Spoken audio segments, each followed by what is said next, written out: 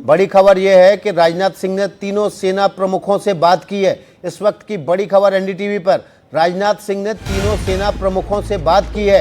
Air strike के बाद, operation सिंदूर के बाद ये सबसे बड़ी खबर, राजनाथ सिंह ने तीनों सेना प्रमुखों से बात की है। राजीव रंजन हमारे सहयोगी इस खबर पर ज्यादा जानकारी के साथ जुड़ गए हैं। राजीव, तीनों सेना प्रमुखों से बात की है, क्या बात हुई? बिल्कुल बातचीत हुई और रक्षा मंत्री ने जो कहा था कि जो पूरा देश चाहता है वही हम करेंगे और वही सेना ने कर दिखाया। राजनाथ सिंह के घर के बाहर मैं ठीक कर रहा हूँ और जिस तरह का जो देश की जो आवाज थी उसको जो उस आवाज को सेना ने सुना हुआ है।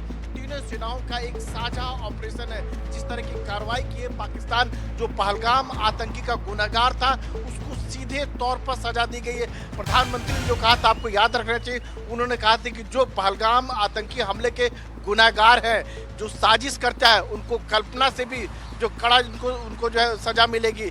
गृह मंत्री ने कहा था आतंकवादी को चुन चुन के मारेंगे और पाकिस्तान में जो आतंकियों को मारा गया है केवल चुन चुन को मारा गया है, किसी सिविलियन को टारगेट नहीं किया गया। 9 जगह थे। और आपको एक और बात बताऊं कि एनडीटीवी इंडिया जो शुरू से इस बात की रिपोर्ट करता रहा है, 30 अप्रैल को हमने रिपोर्ट किया था कि इस बार जो स्ट्राइक होगा वो लार्ज होगा, बड़ा होगा, उड़ी और बालाकोट से बड़ा होगा। कुछ वैसा ही उड़ी और बालाकोट में एक एक जगह पर हिट किया गया था, टेररिस्ट कैंप को हिट किया गया था, लेकिन यहाँ पर 9 आतंकी ठिकानों को तबाह किया गया था।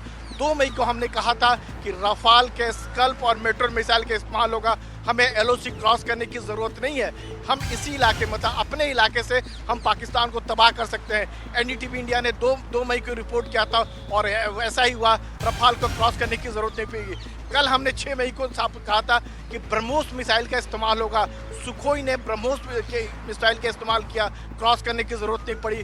ब्रह्मोस एक हमारा ऐसा मिसाइल है जिसको रोक पाना पाकिस्तान के लिए असंभव है। पाकिस्तान जब तक सो के जगता है तब तक हमारे जो फाइटर जो है, हमारा लड़ाकू विमान जो है, जो उनको मिशन दिया गया, जो टारगेट दिया गया था, उसको अचीव करके सक्सेसफुली अपने इलाके में लौट आते हैं। ये भारतीय सेना की शौर्य और ताकत है जिसे दुनिया ने आज देखा कि जो भारत की ओर आंख उठा के देखेगा, जवाब लेने के लिए भी तैयार रहे, उसका मुंहतोड़ जवाब दिया जाएगा। जैसा सेना ने कहा था, जैसे सेना को खुली छूट जो सरकार तरफ से मिली थी, प्रधानमंत्री की तरफ से मिली थी कि आप अपना टारगेट तय कीजिए, अपना टाइम तय कीजिए और अपना लोकेशन तय कीजिए जहां भी आपको हिट करना हो। सेना को खुली छूट मिली और उसका नतीजा आज दुनिया ने देखा कि भारत की ताकत कैसी है।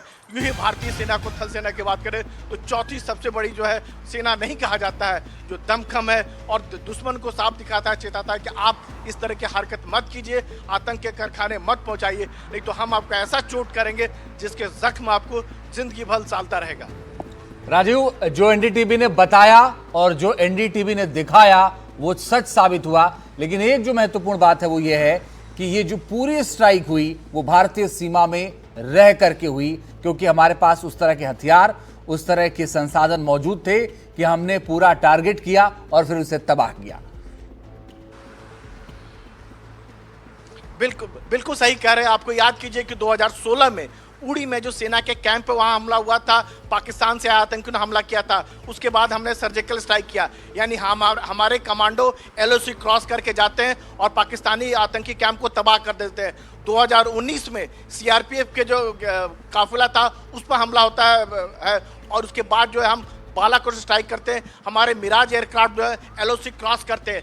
लेकिन अब हमारे पास जिस तरह के वेपन सिस्टम है, रफाल जैसा एयरक्राफ्ट है, दुनिया में अपने तरह का एक अनूठा एयरक्राफ्ट जिसको कह सकते हैं, 4.5 जनरेशन का है, इसके टक्कर का एशिया में कोई एयरक्राफ्ट नहीं है। स्कल्प और मेटोर जैसे मिसाइल हैं जिसकी रेंज 150 से 200 किलोमीटर है, क्रॉस करने की जरूरत नहीं होती है। और जब फाइटर पर है मिसाइल, जब फायर करता है तो एनिमी जो है जब तक संभलता है तब तक उसका जो ठिकाना जो होता है पूरी तरह से तबाह हो जाता है। इसी तरह अगर ब्रह्मोस की बात करें जिसका रेंज तकरीबन 300 से 800 किलोमीटर नया जब ब्रह्मोस आ गया है, यानी एलओसी क्रॉस करने की जरूरत नहीं है।